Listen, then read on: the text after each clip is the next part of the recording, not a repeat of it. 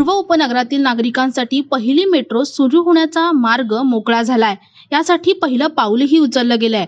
DN नगर ते metro 2B मार्गिकेच्या पहिल्या टप्प्यातील मार्गावर बुधवारपासून गाडीच्या चाचण्यांना सुरुवात झाली आहे। पुढील 2 ते 3 महिने या चाचण्या चालणार आहेत। त्यामुळे काही महिन्यातच मंडाले ते डायमंड गार्डन हा मार्ग मोकळा होणार आहे। यापूर्वीच्या नियोजनानुसार मेट्रो 2B चे काम ऑक्टोबर 2022 मध्ये पूर्ण होणे अपेक्षित होते, मात्र कामाला विलंब झाला। आता या मेट्रोची पहिल्या टप्प्यातील 98% स्थापत्य कामं पूर्ण झाली आहे। त्याच्यामुळे लवकरच हा मार्ग मोकळा होणार आहे।